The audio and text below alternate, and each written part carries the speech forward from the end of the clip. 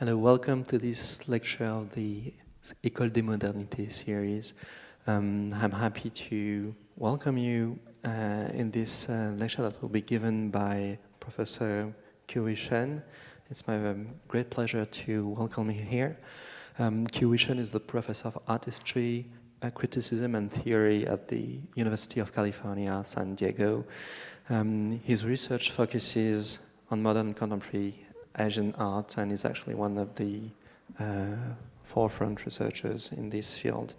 Among his publications, I would like to mention the most significant one, A Century in Crisis Modernity Tradition in the Art of the 20th Century China, that was published in 1998.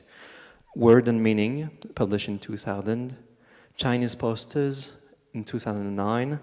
Most specifically and of greatest interest for us tonight is the Art of Modern China, published in 2012 with Julia Andrews, and more recently Light Before Dawn, Unofficial Chinese Art, 1974-1985. Tonight, Professor Shen will be addressing the matter of the numerous artists, Chinese artists, who came to Paris and who encountered in Paris or via Tokyo aspects of modernity that they took and they prolongated and developed back in China. The talk is entitled Paris, Tokyo and Chinese Modernisms, and it will help us discover the art and the career that both are quite fascinating of artists such as Xunqin, Qiu Ti, Zhao Shou, Li Hua, Yuende. You'll get acquainted to not only those names, those artists, but also the fantastic works that I hope you'll discover and enjoy. We're very pleased to have you, Professor Shen, here. It's very rare that we can hear you, listen to you here in Paris. So thank you for accepting the invitation, and I'll let you talk. Okay, thank you so much, Hugo. Thank you for the foundation and thank you for the institute inviting me here. Also, extremely welcome. Very warm kind of consultation. So I just really appreciate it. And yeah, as you said, today I just give you a brief kind of introduction about the Chinese students study in Tokyo and study in Paris, especially. During the 1920s and 1930s, and also how they bring the things back to China, develop the Chinese modernism in this period. So in the recent decades, actually lasted few decades, the Chinese art actually emerged as the kind of the new discipline, especially the modern Chinese art studies. So the key phenomena, we say, for the better understanding of the Chinese modern art was the group of the Chinese students. They went to abroad to study the Western art and also the literature. The Paris and Tokyo definitely the two major centers for this kind of generations of the students. And also in recent years, many kind of research projects have focused on this topic. The activities of Chinese students in Paris and in Tokyo, which greatly stimulate the development of the new culture practice, and also undoubtedly, this is the most significant and also already attracted the scholarly attention in the recent years. So we're talking about the students studying abroad. They actually can trace back a little bit early to the around the early this 20th century, start from 1910s. This is possibly one of the earliest Chinese students who went to abroad to study Western art. His name is Li Hua. He went to Tokyo, actually studied the Tokyo Art School. At the time, is one of the most the modern kind of school in Japan. So obviously, you can see the painting on the screen is his graduation the work, because they required every student when they graduate, they should have to actually paint the self-portrait. They left the portrait in their school. So fortunately, these kind of the portraits, the painting still survived. So we see what he studied at that time is kind of the new, the post-impressionist art, and obviously for his own work at here. After he back to China in early 1910s, he became the teacher, taught in the teacher's school. That time also new types, the new school found in China. And he established the first art education program in the teacher's school in China. So you can see here abroad, it's kind of the curriculum of the Tokyo Art School into China. This is on the bottom, on the parts you can see they started kind of the new model, this kind of the drawing in their curriculum. And in the almost the same time, this in the early 1910s, one of the first private art school established in Shanghai. This is the later called the Shanghai Art Academy, although its name changed many times in the following decades. But the school is first founded by a group of the commercial artists in Shanghai, because the Shanghai at that time already is quite a large this metropolis and the economic center in China. So this first group of the artists at that time, they're interested in Western art, they are working in the commercial field. So there's two artists that you can see here, Zhang Yuguang and Li Hua. They are mainly originally interested in Western art, but they work in the commercial field. But they established the school start from 1912 to 1918. That's about 6 years. The school basically is a kind of corresponding school to teach the students through this kind of the way of the correspondence. So, but to start from 1918, the group of the Chinese artists, the students study in Tokyo, they back to the China. And the head of the Shanghai Art Academy recruited them as the new faculty, like the artist Zhang Xin shown on the screen. He was also graduate from Tokyo Art School. And you can see, obviously, his self-portrait now is also collected in Tokyo, is showing his also studied the post-impressionist art. So the post-impressionist art was introduced into China during that time by this group of the artists. And start from that year, 1918, the school started to have the formal kind of the art curriculum, basically follow the Tokyo Art School and the format. And the founder, one of the founder of the school, Li Hua, and he very successfully actually helped to establish the very kind of the open kind of environment to recruit the many artists that study, especially in Japan, back to Shanghai to teach in that school. And he himself is also a self-taught artist. And also he is extremely interested in like the post-impressionist art, especially Van Gogh and Cézanne's. And you can see here his own painting in some way and influenced by these kind of post-impressionist artists too. And but the most the important that group of the Chinese students to study abroad is started from end of the 1910s and also beginning of the 1920s. The one artist named Xu Beihong, he came to Paris in 1919, and he was the only one that time actually just directly sponsored by the government. Because most of the Chinese students at that time come to Paris, usually they are the self-sponsored students. But he was the one actually that time picked by the one kind of the elite, and that time also named Cai Yuanpei. He was the Minister of the Education and also was the president of the Peking University. He appreciated Xu Beihong's art talent. So he kind of managed to find the sponsorship for Xu Beihong come to the Paris. Xu Beihong originally, actually, before he came to the France, he would work in this kind of the style. You can see the Western pigment, Western media, actually painted in a very much Chinese way. It also followed the many kind of commercial art during the 1900s and 1910s. Very popular in Shanghai. But he before he came to the France in 1918, actually he visited Japan for a few months. In there, in Tokyo, he met one Japanese artist named Nakamura Fusetsu. This artist actually, Nakamura Fusetsu, also studied art in the Paris before and studied in the École des Beaux-Arts for many years, for 7 years, and went back to Japan. and it starts to create a certain kind of history painting, use Western media, but it depicted the historical kind of themes in his work.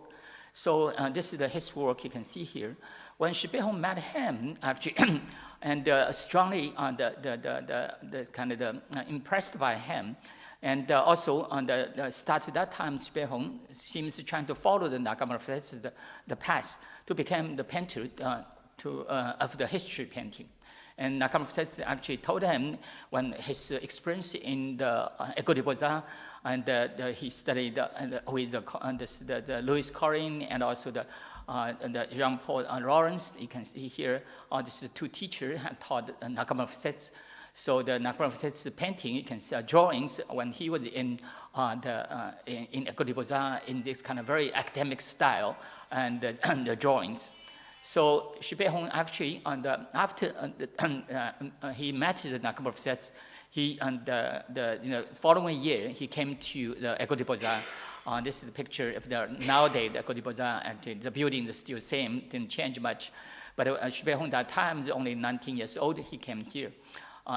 So he followed the advice of the Nakamura, actually studied that time, picked the teacher for himself, is also in this kind of academic style. You can see here, we have this Durant and also Comment. They are this painted very realistic kind of style, an academic style. So Xu Beihong's training in École des Beaux-Arts is also basically follow this kind of very typical kind of that time is already considered very kind of conservative kind of academic style at the time. His drawings, you can see showing here, very much like Nakamura's drawing too. And also he in his spare time and after the class, he went to the museums like the Louvre and other places to copy the ancient master's work. You can see here, and this is the work. But his own painting style developed at that time. Like this painting is one of the possibly the best example for his works during his the Paris time. Depicted his wife actually, and this Jean Billet, the portrait of his wife, is also obviously strongly influenced by this kind of academic style, but we also see the influence from just like a crow, especially in the background, the landscapes, and also the use of color, very much also the showing some influence from Impressionists. After he back to China in 1927, he became the teacher the first in Shanghai, a couple of Shanghai art schools. Then in 1928, when the new the National Central University established, he was recruited to this new established university to establish the art program there. And, and also he followed his early kind of the promise to become the history painter.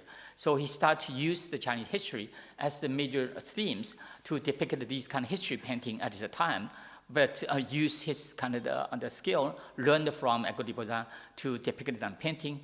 And also you can see here on this follow the many kind of Western artists the tradition. He put himself also in the center of the center of the picture. You can see this person wear the yellow clothes, actually his own the self-portraits there.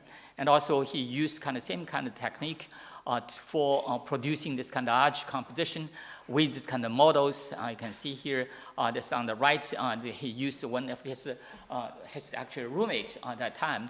They stay in the same apartment in Paris as the model for the depiction of this person in the top in the center. You can see here. So this kind of the style and also the method he learned from this. In the École des Beaux-Arts actually helped him to develop a certain kind of realistic kind of history painting at the time. These are the painting actually he produced in the 1930s and 1940s, and in China established one type of the style of the painting is basically followed kind of the French academic style of painting at the time. It's quite different from the other the artists came to Paris, we will discuss later.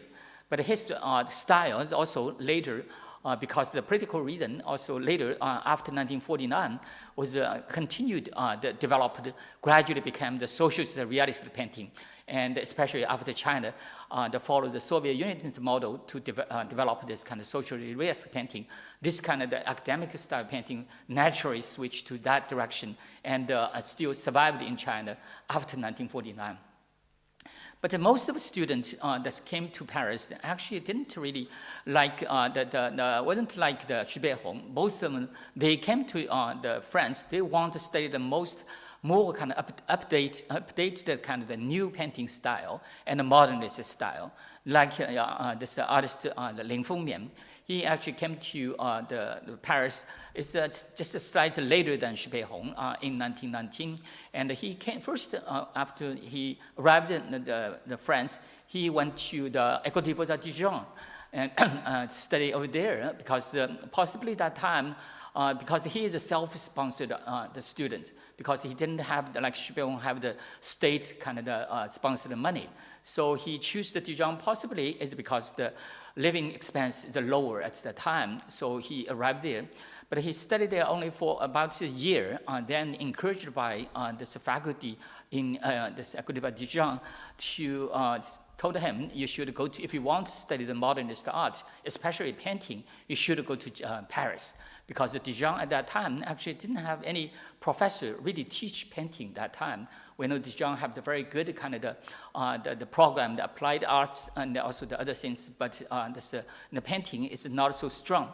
So after that, he came to Paris and take some kind of class in École des Beaux-Arts, but not really fully registered in École des Beaux-Arts. But spent many time and also studying the other art institutions like the Academia Julia and also the Grand Chamier in this area actually. So this is the Grand Chamier is now it's still the art school there, but it is quite different. But anyway. He actually in this Grand Chamier and also the Academia Julia met many kind of the French artists and also many the fellow Chinese artists studied there too. So they became quite the good the friends and also in Paris. But he also spent 1 year in 1923 and 1924 in Germany, and he in there he actually started to get kind of reach this kind of expressionist art. And this is the painting you can see here and depicted during that time, showing some kind of influence of the kind of this kind of expressionist art. Although we should say that unfortunately, we don't have any kind of early the painting of this group of artists that survived. Almost all of the painting lost during the war and also during the later the political campaign in China after 1949. But anyway, this is the way can find the only kind of reproduction, most of them in kind of black and white, but some are in the color reproduction to know their early studies. And after he back to the Paris, he also involved many kind of artistic activities to organize shows and help to organize exhibitions and also the other kind of the art societies among the Chinese students in Paris. This you can see he helped to organize the exhibition for this kind of for the one kind of large exhibition held in Paris, in Strasbourg, actually, in 1924, and also the help the Chinese government actually that time participated in this international exposition of the modern industry and the decorative arts in 1925 in Paris. This you can see this the top. This is the site on that actually in the back you can see this is at the Grand Palace, between the Grand Palace and also Petit Palace, in between they have this show at the time. This is the catalog. On the bottom you can see the Lin Fengmian actually helped to make this, and the logo designed by his classmate and Liu Jipiao at the time studied kind of the design in Paris. And during that time, in 1924 and 1925, when he was in Paris, he actually met one very important person named Cai Yuanpei. You can see here this person on the screen on the top. I just mentioned his name earlier. He was the first Minister of Education after China's new republic established in 1911, and also later became the president of the Peking University. Although during this time, China in the very chaotic so-called warlord period, so he stayed this kind of position not very long. But in 1925, 1924, and 25, he came to France and also Germany to to do this kind of investigation of the education system in Europe. And also because his daughter, Cai Weilian at that time, also studied art in Paris, the good friends of Lin Fengmian and the many other Chinese students. So that he found Lin Fengmian's talent and encouraged Lin Fengmian back to China. So in 1926, Lin Fengmian called by Cai Yuanpei and back to China to be appointed as the director of the Beijing Art School and stayed there for about a year. But Beijing at that time was very kind of conservative, especially in the culture and the art world. So he couldn't study there very long. He actually left in 1927. And also at that time, China's political situation also changed dramatically. In 1927 is the year, the end of the warlord period, and the nationalist government established the new central government in Nanjing. So he quit the job in Beijing and followed the Cai Yuanpei to Nanjing, the new government, the central government, and also helped this Cai Yuanpei work in the Ministry of Education. But at the same time, he also organized many shows there. When he was in Beijing as the art director, the director of the Beijing Art School, you can see here the bottom, he with his colleagues. And also he called one of his friends. Actually, he met when he was in Dijon. The French artist named André Cordeau is the artist actually local the artist in Dijon. Became very good friends of Lin Fengmian. So Lin Fengmian called to Beijing and teach the art, teach the oil painting in Beijing Art School. And here you can see after Lin Fengmian left the Beijing Art School, he organized several kind of exhibitions and also launched the so-called art movement, new art movement in China. And at the bottom you can see his painting, and you can tell influenced by kind of especially the expressionist art at the time. And this is also he organized the exhibitions, including his colleagues' work like the Cai Yuanpei's daughter Cai Weilian's, the portrait of Liu Jipiao on the right, and also the Wu Daiyu is also their this fellow student in Paris. In 1928, and the Cai Yuanpei finally established one of the national art school. This is the one kind of the mission when he would become the first this Minister of Education. He already trying to do that, but he finally, after this 12 years, 16 years actually, finally he established this national art school in Hangzhou. The first school called the National Westlake the Academy, because the school established on the famous the scenery place Westlake on the site. So in the city called Hangzhou, it's not too far from Shanghai. So this is the first actually the real, we can say that National Art Academy actually established in China. And Lin Fengmian was appointed as the director of the school. And this is the Lin Fengmian, and with all the Lin Fengmian on the here on the right, you can see that he is very nice and is a very modest person, and with his colleagues at that time. And also you can see this with the on the right with Li Wenzhen and Wu Daiyu. This all the fellow the students studying in Paris at the time. He also established the first kind of art library in the Arts Academy. they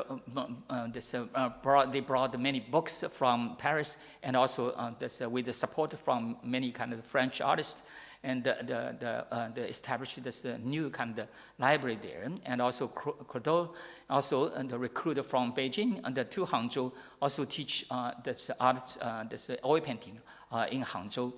This Crotteau's in the art class you can see in Hangzhou, and the way you can see they very much follow the French Art Academy kind of curriculum to teach that.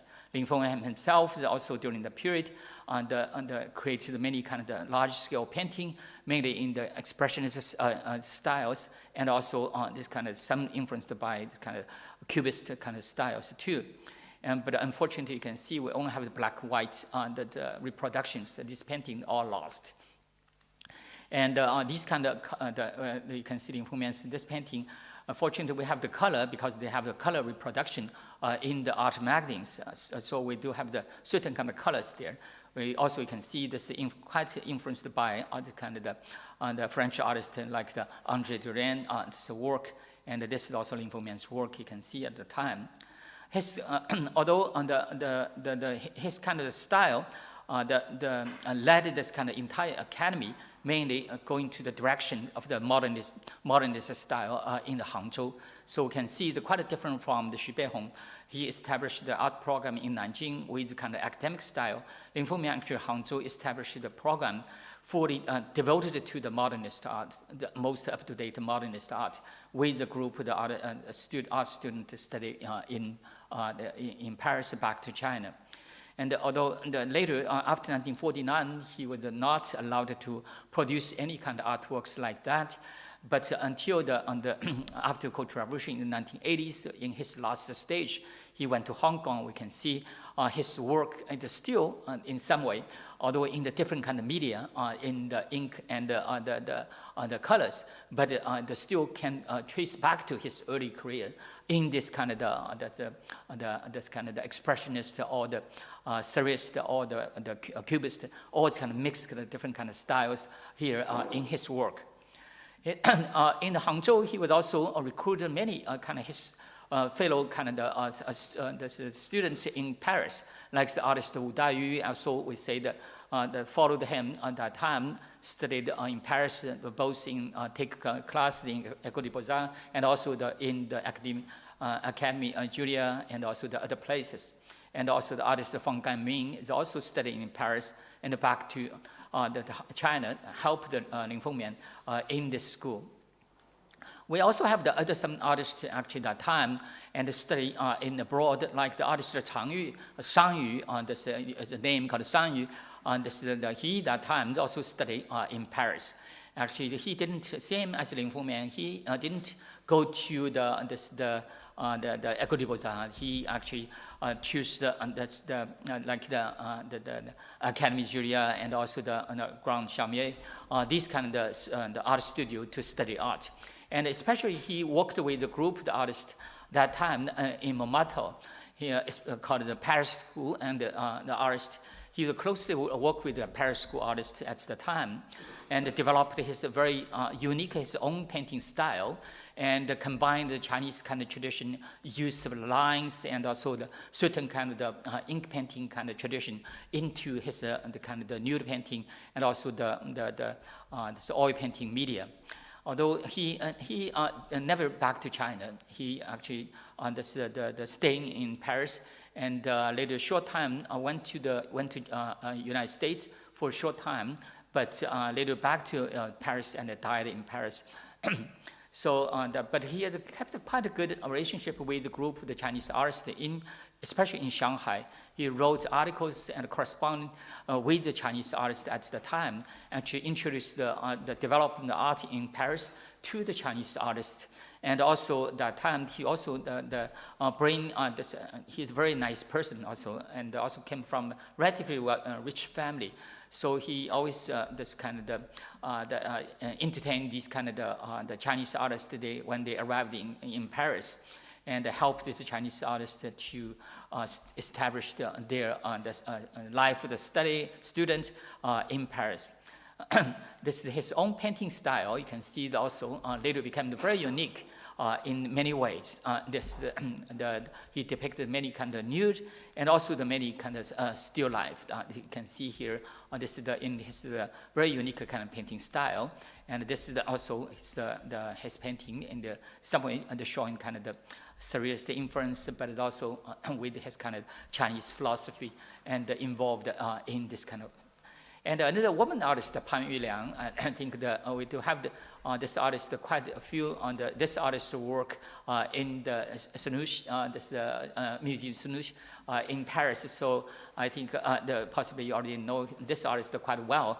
She actually the graduate from Shanghai Arts Academy, and then came to the Paris in 1925, and because he received one of the kind of Roman kind of scholarship to into this the École des Beaux-Arts later in 1925, and after that in 1929 she actually returned to China, taught in Shanghai Arts Academy. This is when she graduated from the École des Beaux-Arts, and the first thing actually she studied in Lyon, so the École des Beaux-Arts Lyon first, then went to the École des Beaux-Arts in Paris. So, but after he finished studying in École des Beaux-Arts Paris, she went back to China in 1929 and became the professor in her alma mater in Shanghai Arts Academy, and studied there, teach there, and later also she participated in the first national art exhibition in 1929. This is when she just returned to China, and this work she submitted her the self-portrait submitted to the exhibition. And that's reprinted in the magazine. So the painting is not existed anymore, but this reproduction printed in this woman magazine. So we still have this the color on the reprints there. And also she later recruited by Xu Beihong and taught in the Central University, the National Central University in Nanjing, and became professor there for many years. But she left China in 1937, just right before the Sino-Japanese War, formally erupted. So,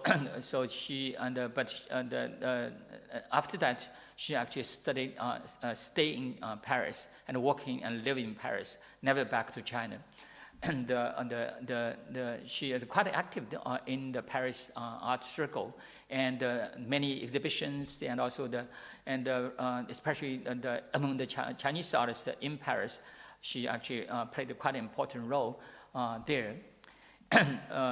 And also, like another woman artist named Guan Zilan, she actually didn't came to Europe. She went to Japan. She was also the first study in Shanghai. The study with the artist name is Chen Baoyi on the right. You can see in the so-called China Art University in Shanghai. She studied with Chen Baoyi. Chen Baoyi also himself studied in Tokyo, graduated from Tokyo Art School in the early 1920s. In 1921, he back to Shanghai and started establishing his own studio, and later that's the China Art University of the Art in Shanghai. So Guan Zilan was her student. But after she graduated from this school, the Chen Baoyi, his teacher, encouraged her to go to Japan to study. So she went to Japan to study the Kawabat, the art school, and with the Japanese artist, the Fujishima Takeji. Fujishima Takeji is also studied in Paris earlier, and especially on the working this kind of Fauvism style. And we can see here the bottom is the Fujishima Takeji's work. So when the Guan Zilan went to Japan, she studied with the Fujishima Takeji, and mainly studies kind of Fauvism style of art. And she quickly became very good, and she was the first actual woman artist was accepted into one of the very important art exhibition in Japan called the Nikagai. So this is considered a very kind of great achievement among these young artists. So she actually only the second year she was there, she already participated in the Nikagai exhibitions there, and became quite the well-known Chinese woman artist in Japan. and many kind of the media actually reported her activities at the time.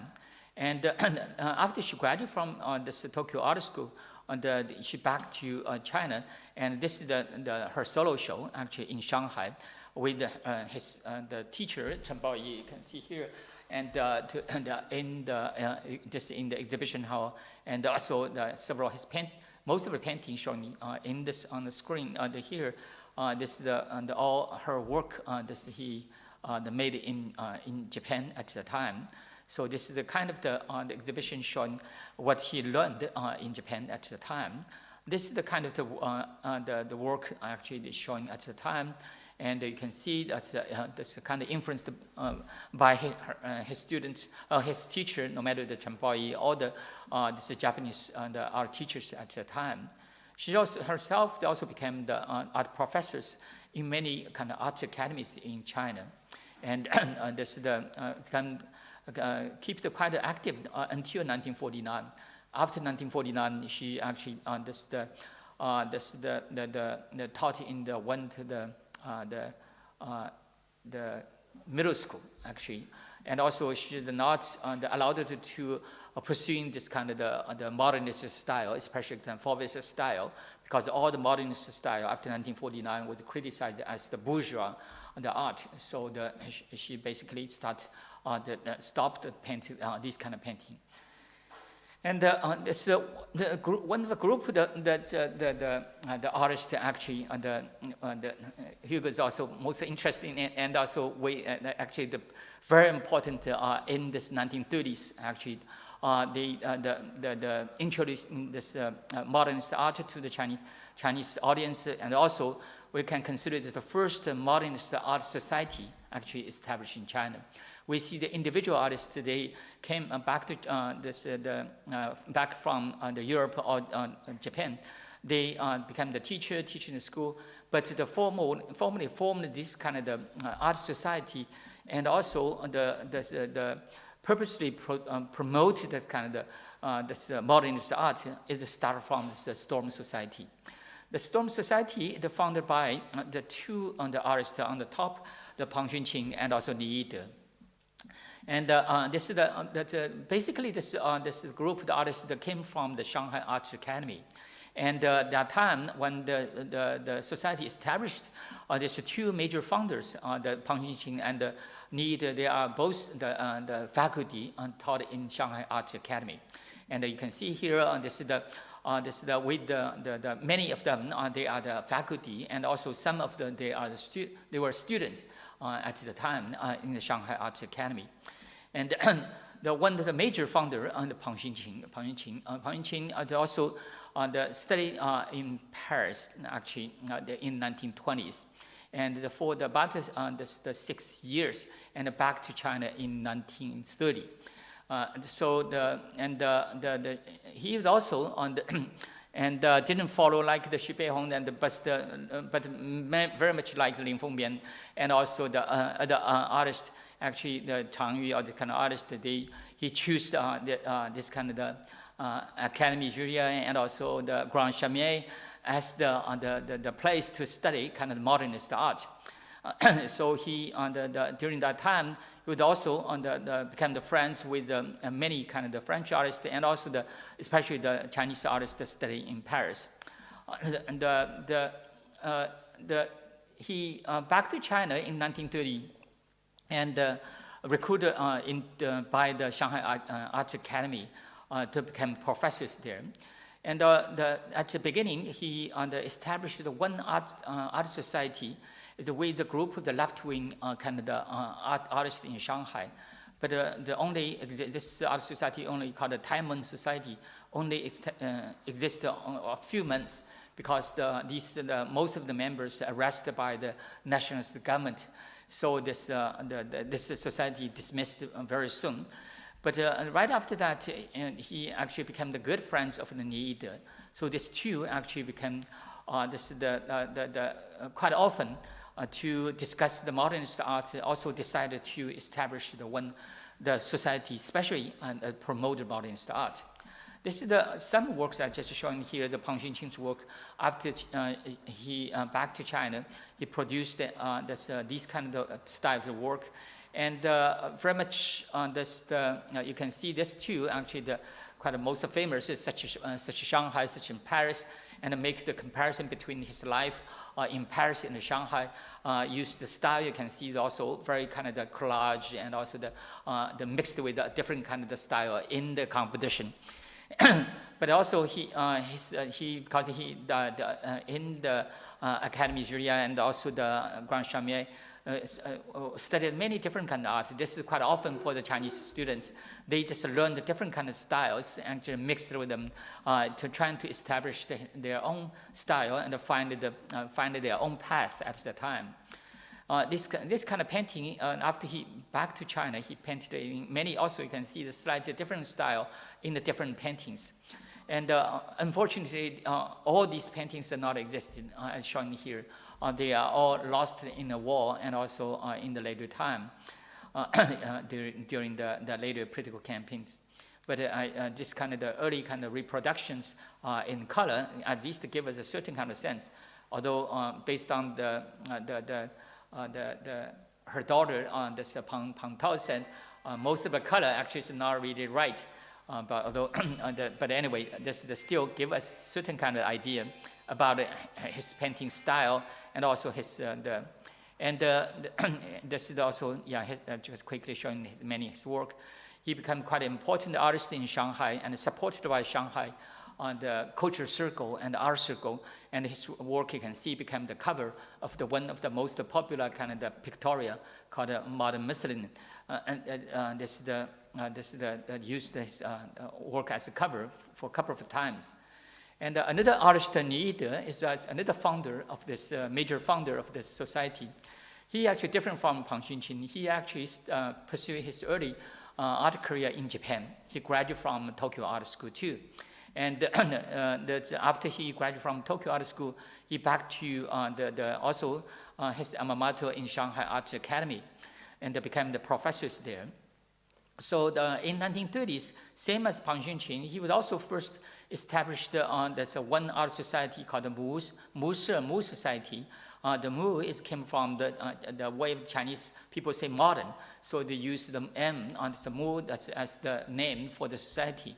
And but after he met Pang Xunqin, these two, they have the idea to establish the society to promote the modernist art, the later called the Storm Society. This is the Pang Xunqin's, this is the Ni's work you can see. When he studied in Japan, he mainly the work in this kind of post-impressionist art style is influenced by Cezanne, and also and some works also influenced by the Cubist style. You can see in his this portrait painting too. And Ni not only good at painting, but he was also quite important art critics at the time. After he back from Japan, he wrote many kind of the books and also the articles in journals, introduced the modern art, especially the Western modern art in China.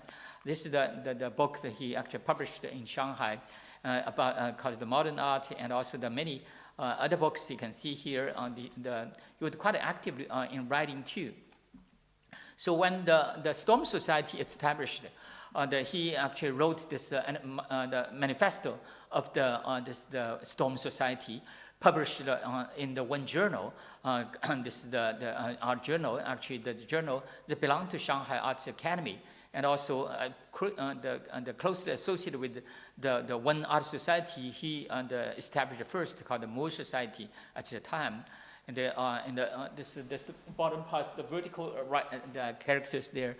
This is the manifesto of the Storm Society at the time. You can see this. I just adapted certain kind of several sentences here to showing this group of artists that have the very strong kind of feeling. They're trying to change the Chinese art world. They feel the Chinese art need to be pushed with this kind of modernist concept and modernist art styles. So they very enthusiastically promoted this. So finally in 1932, they had their first exhibition. Although they postponed several times, finally they had an exhibition in 1932. in the April. So this their activities, actually the Storm Society, strongly supported by Shanghai Art, art circle, and also especially this group of the writers in the literature circle also really appreciate their kind of the new kind of concept, a new style, deal with the modernist art.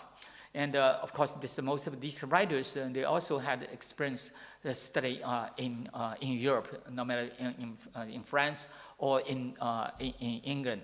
So you can see this is one of the pictorials called the Modern Miscellany. That's published their selected works there. And you can see on the screen, although none of this painting actually, or the only one painting survived.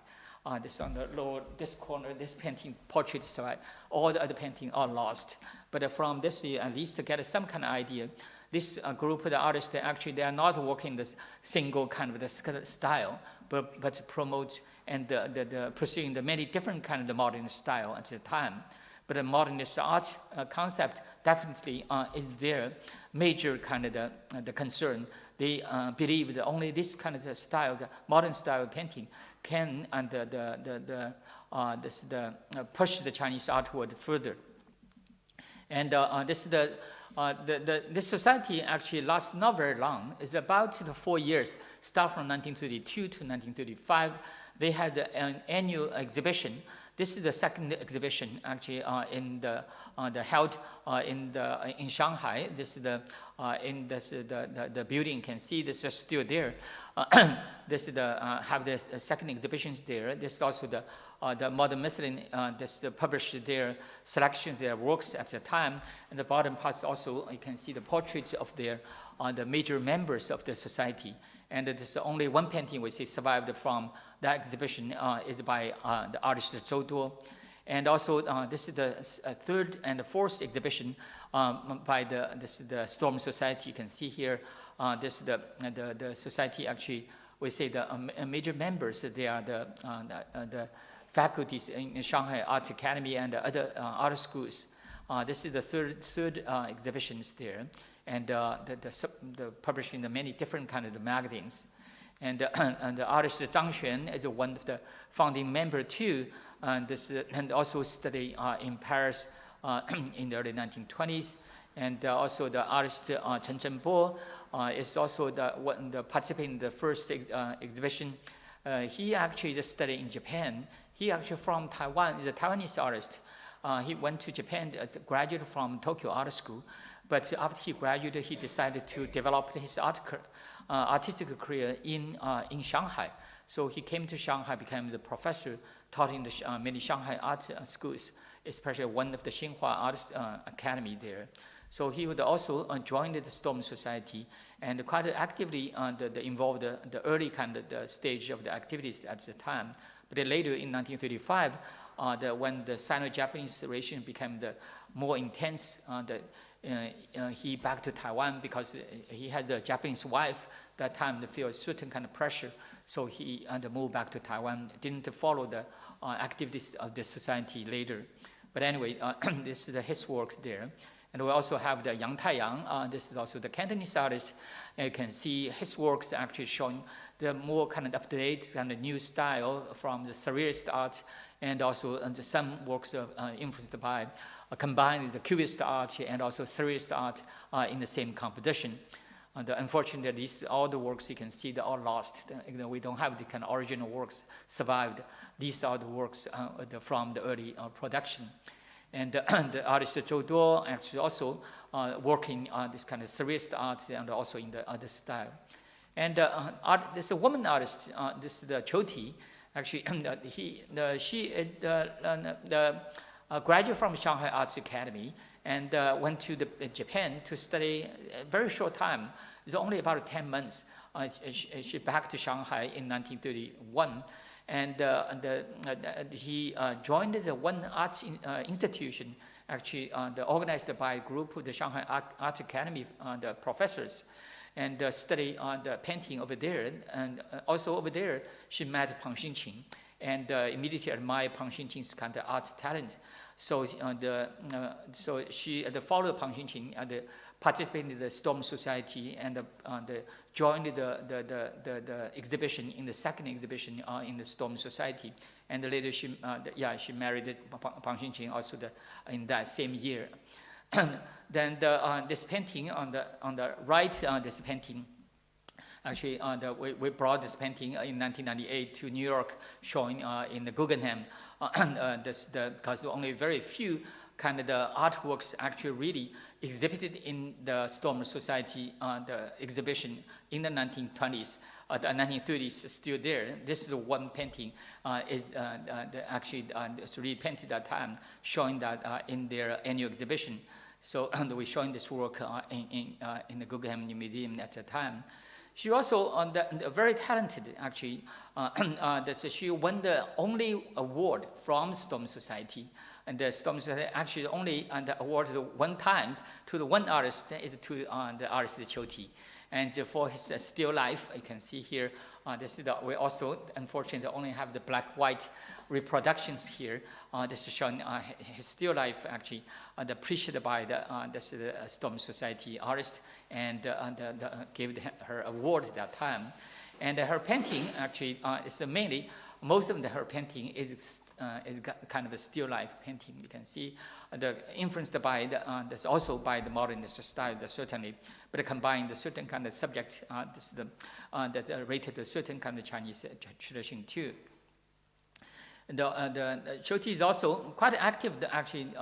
But later she had the children and things. So she after Storm Society dismissed in 1935. She didn't really active too much in the art circle, and after 1949 also she couldn't really paint this painting. Also, she died relatively early in 1958. So unfortunately, it's a very talented artist that didn't have a chance to develop her kind of talents during that time. But fortunately, we do have many kind of Qiu Ti's paintings survived. And this is the fourth exhibition, actually, in 1935. Also the last exhibition of the Storm Society. This is on the right, actually, that year, actually, another modernist society organized in the Guangzhou. We'll discuss later. Had the exhibition in Shanghai too. So the art magazines actually showing the two societies' work, put them together. Actually, this year is very important in terms in the development of Chinese modern art in the 1930s, because this raised the kind of the wave in that year for the modernist art. And we see the woman artist, another woman artist of the Storm Society, the Liang Baibo. Actually, this her works actually showing that time. In the Liang Baibo also actually started from beginning. Very active in this society, and although we don't have her work in the early times survived, also later she devoted herself to more into this kind of into the comic and also the cartoon and also the other kind of decorative art. So not too many kind of things. Of his kind of art career. Actually, left us to the pursuing studies in the recent years, and also to have the artist Duan Pingyu, also the very important member of the society. It's also the only the early artworks, the last artworks showing in the color reproduction. Pang Xunqin, this is also Pang Xunqin's work. You can see Pang Xunqin's work actually showing the fourth, this last also the annual exhibition of the Storm Society. This you can see here. This is the style. They certainly combined many different kind of styles, constructivist, the influence, and also surrealist influence, also the cubist, and the many different kind of influence. The kind of the mixed together into his work, and they're showing that time. Also, they're showing their concern of the society, and also the frustration of the many social issues, all reflected in this work. This work is also choose as the cover for the one magazine at the time. Xunqin actually that time with the many kind of Storm Society artists also involved that time in the graphic design, especially for they make the kind of covers for many kind of literature journals. Actually, this is one of the phenomena. Actually, it's a quite interesting phenomena we see that time, because we say this kind of the art actually developed during the time, modern art developed at that time. It's not alone. They actually with the many different kind of other art media and other kind of the literature, the works. And another society introduced here is this called the Chinese Independent Artists Association. Actually, organized a group of the Cantonese artists. If we see the Storm Society is organized in Shanghai, this one actually organized initially in Japan. It's by the group of the Chinese students studying in Tokyo. They organized this kind of the society in Japan in end of 1934. They followed the Japanese teachers and the Japanese the classmates model to establish this society called the Independent Arts Association. Because in Japan at that time, in 1930, already established called the Independent Art Society in Japan. So they basically just follow that model and pursuing especially pursuing the surrealist art, because at that time this surrealist art became the newest and the most updated the art style, art schools in Japan. So this group of the Chinese artists also follow their Japanese teachers and also classmates actually organized this society. And they organized one exhibition, although it's not really directly associated with this society, because the society haven't established yet, but they had the exhibitions there.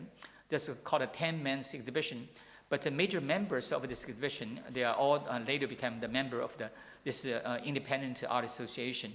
And this is the founding member of the Independent Association in Japan, by Liang Xihong and Zhao Shou, and also Zheng Xi, and also Li Dongping, and I also have the one French artist. We still couldn't find any information about this French artist. So André Besson, we don't know actually. Maybe Hugo later can help to find some information about this artist, because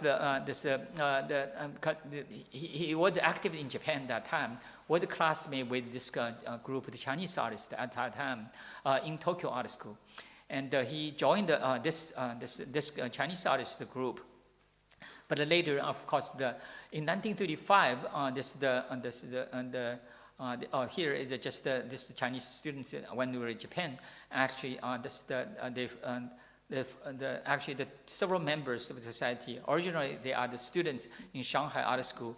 Especially these two artists. Actually, they were the members of a Storm Society when they were students in Shanghai. But after that, they graduated. They came to Japan, and they later became the major founders of this Chinese Independence Association in Tokyo. And this is Liang Xihong, this work you can see here. And same as the Storm Society, we don't have any their early works survived.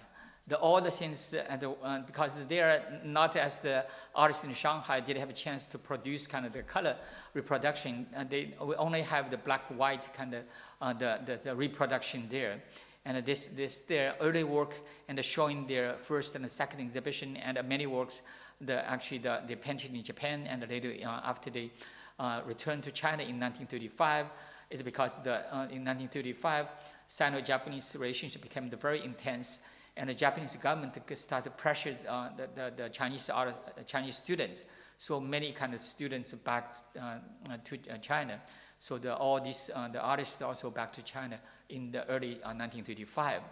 So they had their first exhibition in Guangzhou, because all this group of artists came from Guangzhou, from southern parts of China. So, this is also you can see here some of their works. But when they're in Japan, actually they are quite active. You can see they participated in the Japanese art exhibition called the Nova.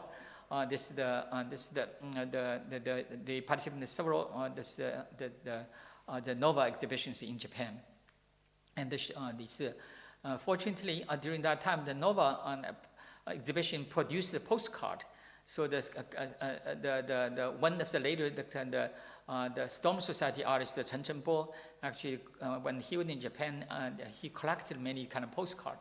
So he actually later produced this kind of the black-white reproduction to us.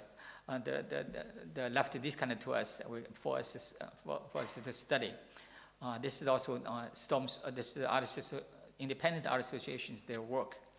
This is their manifesto, actually published in the journal they established in Guangzhou. And when they first the exhibition actually held in Guangzhou, they established a journal too. And the same as the many surrealist artists, and we know the surrealist art in Europe too. Many kind of surrealist artists themselves, they're also poets. They compose poems for the surrealist artists in China too. They compose poems, write articles, and here you can see these kind of the short essays and poems also composed by these surrealist artists at the time. The one member, the Zhao Shou, the key member, actually the founding member of the society, we only have the few kind of the color works. Actually, that survived. Actually, not really survived. Based on the very recent studies, they believe that this works actually is painted by Zhao Shou himself. Later, he made a copy himself based on his own memory of his early work. But these works actually, this exactly same work, the kind of in the same competition at the exhibited in the first and the second the exhibition of this group. This is the work painted by Zhao Shou, and this is the work in the second exhibition. We can see this exhibition. We see the second exhibition showing in Shanghai, because this Guangzhou artists, they realized the center of the art actually at that time in Shanghai. So they held their second exhibition in Shanghai, and helped the Shanghai kind of Storm Society artists at that time launched this big wave of the modernist art at the time. This group of artists, we should say, they quite actively promoted this kind of surrealist art. They also published a magazine called Yifeng. Actually, this is a special issue to introduce the surrealist art at the time. Then also Zhao Shou himself also translated this manifesto of the surrealism, this manifesto, and published in this magazines, special issues. And this is Zhao Shou's his own later work. Same as most of the artists at that time. After the Sino-Japanese War starts, basically this modernist artists stopped their kind of the activities. The one thing, the reason, possibly one reason is that time, the Chinese artists, the field, they have kind of responsibility, the obligation to join this called the National Salvation Movement to defend China from Japanese invasion. So they believed this kind of the art for art's sake, this kind of the idea is at that time not suitable to this kind of the political situation at the time in China. So the kind of the voluntary, they give up their pursuing of the modernist art at the time, and also that time the start from war, and also this kind of make the kind of organized exhibitions also became much more difficult. So they stopped there. This is the painting by Zhao Shou in his after his many years actually, especially after 1949. He couldn't paint this kind of painting anymore. This only after 1980s actually he started engage in this kind of the modernist style of painting. This is a few his works you can see in he painted in the later time, but remind us his early kind of the style in the 1930s. And also that this is the Cantonese artist Huang Xingbo, this kind of surrealist art, the paintings during the 1930s and 1940s. And this is also on there after the war starts. This is the Chinese Independent Art Association artists actually they stopped their work, and only a few artists like Liang Xihong went to Hong Kong, and in the early the time of the war, and produced this war painting in Hong Kong. I don't know if we still have some time. Yeah, yeah. Yeah, another very important thing I think that for this modernist art actually in also belong to this modernist movement in China is the artists working in the different media this not the oil painting, but the woodwork prints. The woodwork prints actually have a long history in China, and we can find, but this is the new kind of the woodwork prints actually later called by Chinese artists, called the new woodcut movement, launched in 1930s. Actually, is by this the person named Lu Xun, although he was famous as the writer, especially writes short essays and short novels. And but he was also the most important kind of the promoter of this new this kind of woodcut movement. And Lu Xun himself, we say he is a writer, and also he with a strong kind of social criticism to write all his short essays, and this make his fame at the time.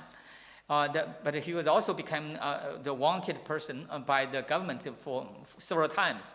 That time he lived in Shanghai, actually living in the foreign concession, the international concession in the northeast part of Shanghai.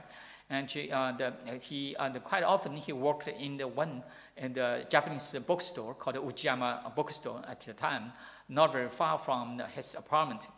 So he became the good friends of the owner of the Ujiyama bookstore called the Ujiyama Kanzo. And in the bookstore, he found many, because the Ujiyama Kanzo is a very interesting art.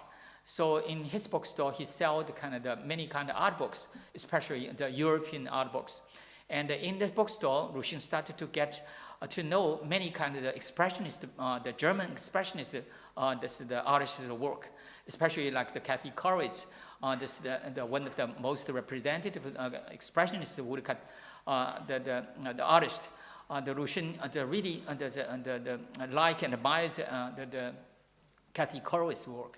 So he actually reproduced Kathy Koretz's work printed on the Chinese rice paper to the special kind of issues in Shanghai with this Ujiyama bookstore, the owner's help. And also another, like the Belgian artist, the Mazriel, also another artist, the solution is really liked. And also Lu Xun, and also reproduced the Mazriel's work at the time in Shanghai too. With first Lu Xun, his own kind of the interest, and also started to promote this. But later he wanted to actually promote this really in the Chinese art world. So not only as the books and this reading and enjoyed by people, and he wanted this new kind of the expressionist style of the woodcuts became the one kind of category in the Chinese art world. So he invited the Ujiyama, the Kanzo's brother. That time, the Ujiyama Kanzo's brother called Ujiyama Kakichi. He would graduate from Tokyo Art School and also taught in the one that's actually the elementary school teach the art there. But Lu Xun this Ujiyama Kakichi know how to make this kind of the woodcuts. So he invited Ujiyama Kakichi to Shanghai in 1931 in the summer break. So the organized one called the woodcut training class, later became the famous called the Lu Xun, the training class. You can see all the students in the back, the students for the training class, most of them, they are the art students at that time in Shanghai, different art schools, and also in the Hangzhou Art School, and also some the artists work in the different kind of art societies in Shanghai. Most of them, they are kind of the left-wing kind of students, because the Lu Xun, at that time, Lu Xun's own kind of the very critical kind of writing also attracted this kind of admired by these kind of the left-wing students. So the Ujiyama Kakichi, in the short 10 days training class to teach the Chinese artists how to make the woodcuts. Maybe you will ask, Chinese have such a long tradition for the woodcuts, why this is new? Because before that, for Chinese artists, for the woodcuts, artists only make a design, but they carve the wood and also printed it by the other craftsmen. So artists never really touch real wood and make the prints. So this is the new kind of style, actually based on German expressionist, this kind of new style for the woodcuts is completely new to the Chinese artists. So that's why they consider this the new media. So they started to make the woodcuts themselves. So but to follow the kind of the German expressionist kind of style. You can see here the German, the Chinese artist's work actually quite immature in some way, but still we can see this is quite strongly influenced by the kind of the expressionist style at the time. This is their work you can see at the time. We say that this kind of categories and other kind of expressions, German expression, this art certainly is this major kind of source for these artists, no matter the themes and also the style. And this woodcut movement actually quickly became one of the major kind of parts for the modernist art. Many kind of society of the for kind of woodcuts established in China. In the within about 4 years, start from 1932 to 5 years to 1937. This 5 years have more than 80 kind of the art societies devoted to woodcuts actually established in China, and published many journals and follow this kind of the colleagues in the oil painting field. They also have their own manifestos, organize the exhibitions, publish the journals, and also the published catalogs. One artist actually at that time in this woodcut movement, although he is not actually from Shanghai, he is from Guangzhou, actually played a very important role. His name is Li Hua. He was also studying in Japan, and later back to Guangzhou, became the teacher in the Guangzhou Arts Academy. And at the beginning, he actually learned this kind of woodcuts by himself. Actually, really self-taught kind of the artist. But at the beginning, he followed kind of modernist style. You can see here, it's strongly influenced by Picasso and also this kind of the Cubist style. You can see in the woodcut kind of the format. This early kind of the practice of woodcuts. But later, he quickly also turned his woodcuts into kind of the more social critics, the same as the Shanghai artist. And he also established a close relationship with Lu Xun.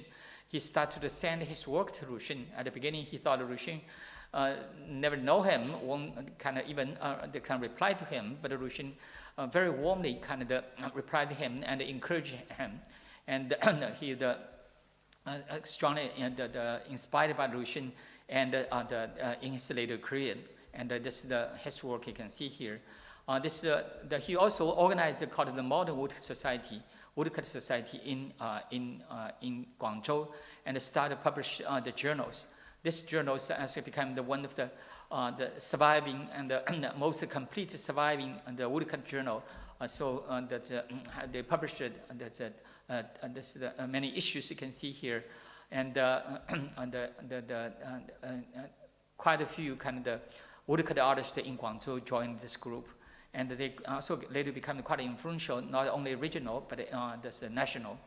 They also established a relationship with the Japanese kind of woodcut society called the Shirotokuro, this woodcut society in Tokyo.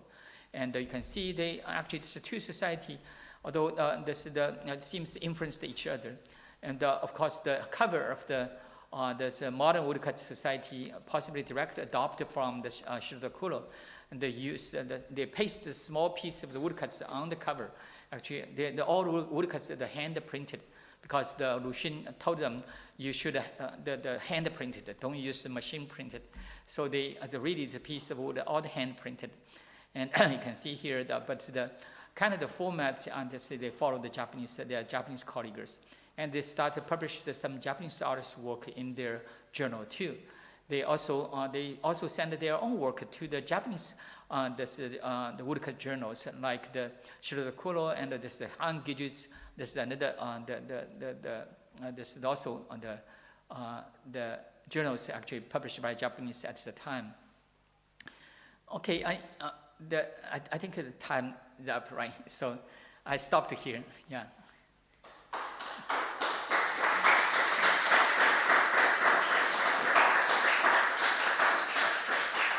Yeah, thank you very much. Any questions? Yeah, thank you very much for this rich presentation, which I believe opens new worlds, basically, to I think most of the audience, because I expect that many of the artists are quite unknown here, and also the connections between those artists and modern art as we know it in Europe. So I do believe there are many questions, or I can just ask one to open the discussion. I was very interested in the way the artists appropriated the ideas they were acquainted to in Paris or in Lyon or in Strasbourg or in Tokyo or elsewhere. And I was wondering what actually did modernity mean to those artists. This is a Western concept. And I was curious, first how this concept of those ideas played with tradition. I think the example of the woodcut is interesting in the very aspects that you underlined. But more generally, how this idea of modernity was conceived and understood by those artists, and how did they define it, for instance? Yeah, this is a very good question. Actually, this is I think the reason is we didn't have a chance to create the kind of the environment for this development of modern art here. Actually, that time we see the modern art developed not kind of lonely and isolatedly, and actually developed with many other kind of the art phenomena and the cultural phenomena at the same time. But this is generally start from the beginning of the 20th century for Chinese people, especially by the end of the last dynasty, the Qing dynasty. China experienced many wars with Western powers, especially in the 1895. The war between the Qing and the China and Japan. Actually, China was defeated by Japan. This is the kind of turning point. Make the Chinese people understand they need the country need to be modernized, and have to go to have to connect with the modern world. It's isolated themselves. It won't work anymore. And this defeat by Japan finally actually wake up the most of the Chinese kind of intellectuals at the time. So they launched many kind of the reform movement at the time, and eventually overthrow the Qing dynasty. And started that time for the most of Chinese intellectuals, actually the modernization actually directly associated with the westernization, because they learned from Japan as the model, and so is why they believe that why Japan can defeat China in the very small neighboring country, and can defeat such a huge kind of the original is a huge power in Asia. But the reason is that Japan adopted the Western kind of education system and the Western science and technology. So this became the kind of general common understanding among the Chinese intellectual circles. So they become the major kind of the force to push this kind of reform. So that's why the westernization, because the Japan started from this westernization in the Meiji in 1868. So they're about 50 years earlier than China. So every step after happening in Japan, you will see almost later, you can see École in China, start from just about 50 years later, start from 1910s. So although in the slides, the faster speed, but you will see the followed kind of step by step, just like that.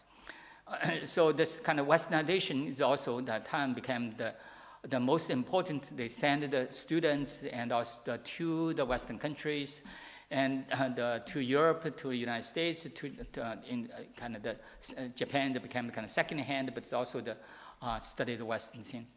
So for the Chinese arts at that time, went to the Europe to study art. Although this this is the completely new media to the Chinese art, because not until the 1910s, talking about Chinese art basically is ink painting, calligraphy, ink painting.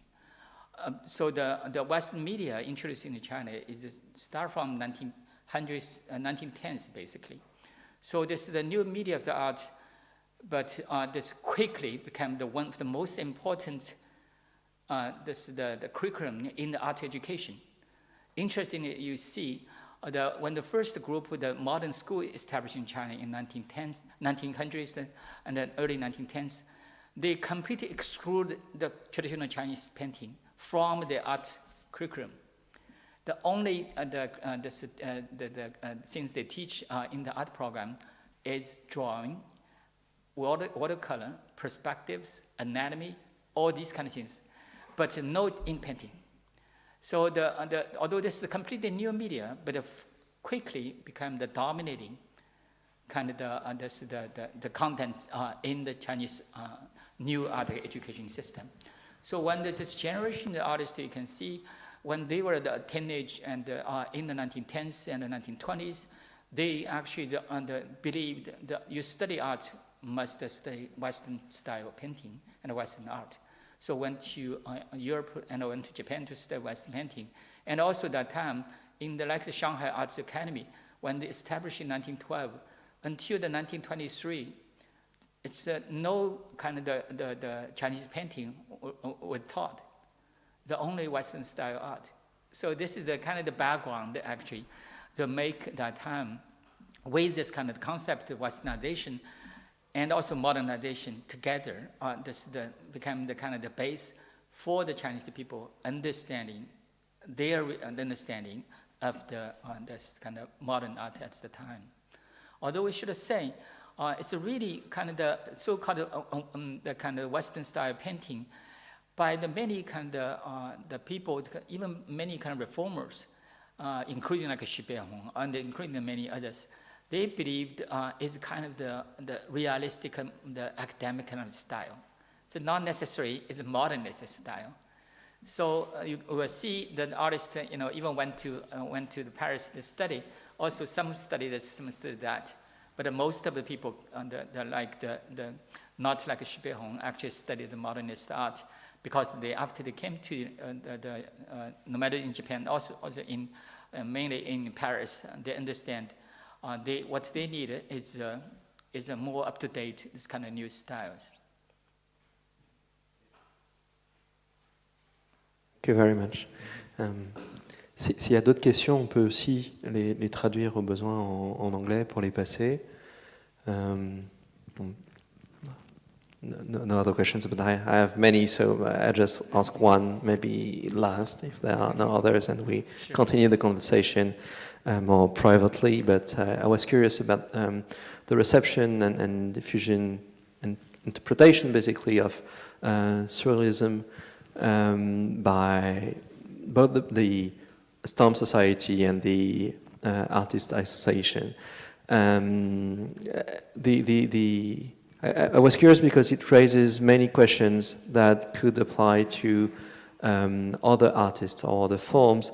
That is, their relationship to language and the European concepts. It seems as if surrealism, first of all, I'd like to know more about how they were acquainted. We saw the translation of the Surrealist Manifesto.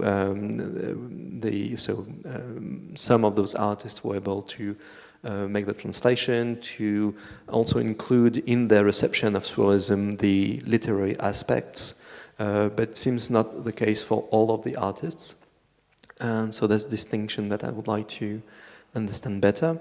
And also, yes, I would like to know how the very ideas that contributed to the development of surrealism, the unconscious, the following of dreams, etc., was received by those artists, if it was received as if, or if it was a more general idea that prompted their interest. Yeah, it's a good question. Actually, the surrealism in China is one of the very interesting examples. Actually, the possible reason is that surrealism in Europe itself is also very closely related to literature. So that's why actually when this group, the artists in Japan, when they started to reach this new style of painting, and at the same time, they also started to reach this, the literature in the surrealism. That's why actually when they back to China, they believed when you promote this kind of the art, you have to, at the same time, with all the kind of the writings should be understood. That's why they started to quite systematically introduce this ism, although at that time so many isms happened at that time. But this one is very unique and very special. You can see associated with many kind of the text literature, the introduced into China. This has not happened for the most of the other isms, we should say. And also the Chinese artists, even like Lin Fengmian, like Pang Xunqin, they went to Paris to study the modernist art.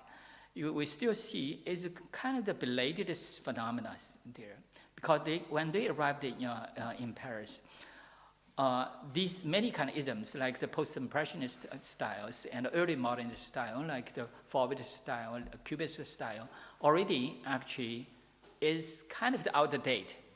So, but for them, for these Chinese artists, all these isms started from, even I come back to the impressionists, to them, all appeared in front of them as in the same platform.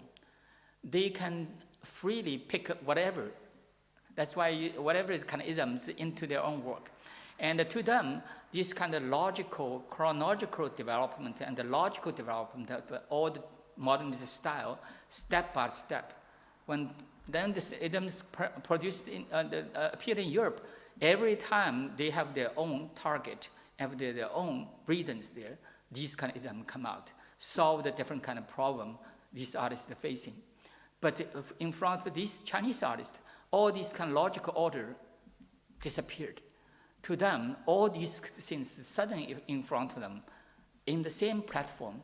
So they freely pick that. They actually didn't have a very clear idea, and possibly didn't have really time to understand, also to trying to clear up what's the logical kind of reasons there. That's why they, although like the Ni, the other kind of people, we see some Chinese artists and the Ni, the Chen Baoyi, kind of people, they write quite a lot, trying to introduce these kind of this kind of chronological order of the different isms to the Chinese the audience, but still in a very brief and very simple way. Because themselves, they are the artists, they are not art historian or the art critics. They kind of the understanding is based on what they read when they study in abroad, when they are abroad at that time. So very limited kind of information actually provide for the Chinese audience. This actually became the kind of weakness we see on this kind of the modern art when they developed in China. That's why like Storm Society artists and also Chinese independent study artists in the 1930s, they facing kind of the very kind of difficult. The problem is the general audience seems quite difficult to understand these kind of up-to-date modernist style, because they don't have this kind of the knowledge how this kind of modernist art developed and for which reason the modernist art developed. So to kind of understanding this phenomena to the most general audience is very difficult. That's why although these kind of the modernist art welcomed by the literature circle and welcomed by the basically intellectual circle, but really the lack of the support from general audience. So that's I think when the war started, this also became kind of natural. This kind of the modernist the movement kind of gradually faded. This is also the reasons there. Okay. I don't know if I answered the question. Yes, you did. Yeah, thank you very much. Is there any other questions? So we can continue the conversation in a more private way. You're happy to join.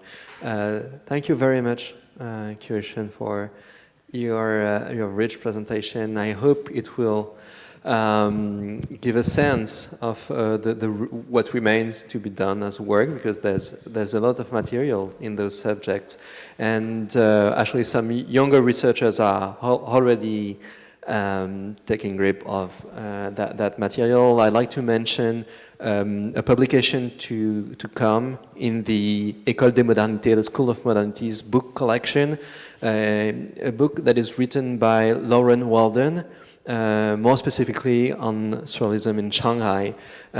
So it's under press, and you'll have it in libraries in France next month in November. So if that subject interests you, there's more to come, and I do hope that some other will join the conversation. Thank you very much, Kuiyi Shen. And next lecture of the School of Modernities is November 22nd, sorry, November 22nd, done by Eva Bobrowska on the women artists from Poland and their contribution to modernity in Paris. Thank you very much. Thank you. Have a good evening. Thank you very much. Thank you.